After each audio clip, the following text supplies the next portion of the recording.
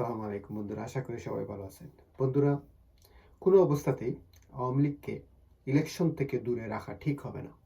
এই অসম্ভব সুন্দর কথাটি বলছেন আমাদের বিএনপির মহাসচিব মির্জা ফখরুল ইসলাম আলমগীর।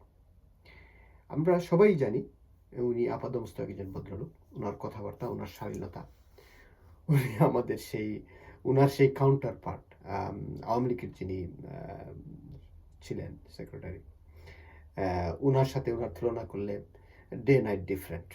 কথাবার্তা বলেন, ভদ্রতা বলেন, সহজলভ্যতা বলেন এবং বাক্যের মাধুর্যতা বলেন, সব কিছুতেই আমরা মির্জা ফখরুল ইসলাম আলমগীর সাহেবকে অত্যন্ত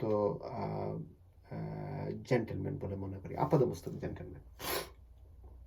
তো যাই হোক, একজন রাজনৈতিক ব্যক্তি বা রাজনৈতিক দায়িত্বশীল ব্যক্তি এরকম মন্তব্যে সত্যিই আমরা পুলকিত হই, আনন্দিত হই, উদ্ভাসিত হই। উনার এই কথার রাজনৈতিক যদি ব্যাখ্যা করেন, সেটা অনেক বড়।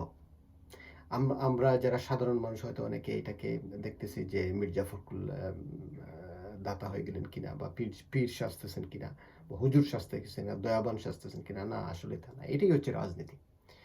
আপনি যদি আওয়ামী লীগকে ইলেকশন থেকে বা রাজনীতি থেকে দূরে থাকেন, তাহলে অনেক রকমের সমস্যা আছে।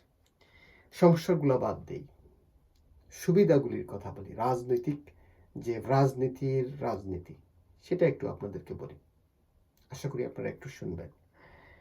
যেমন প্রথম সুবিধা হচ্ছে, আওয়ামী লীগ যদি রাজনীতিতে থাকে, যদি ইলেকশনে থাকে, তাহলে কি হবে?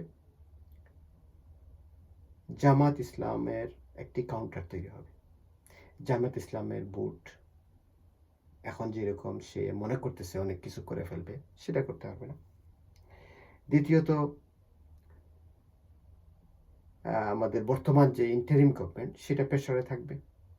তারা যে চিন্তা করতেছে নতুন দল করবে বা এইটা করবে বা চিন্তা করতে পারে, সেটার থেকে বিরত থাকতে হবে বা থাকবে। বা যদি নাও থাকে, তাহলে একটি স্ট্রং রাজনৈতিক কম্পিটিশন ফেস করতে হবে। তৃতীয়ত, বিএনপি নির্বাচিত হবে। যদি আওয়ামী লীগ ছাড়া সে নির্বাচিত হয়, তাহলে একটা কথা থেকেই যায় যে আপনি কার সাথে নির্বাচন করবেন, জামাতের সাথে, ইন্টারিম গভর্নমেন্টের সাথে। তাহলে তো এটা এক ধরনের সিলেকশন হয়ে যাবে।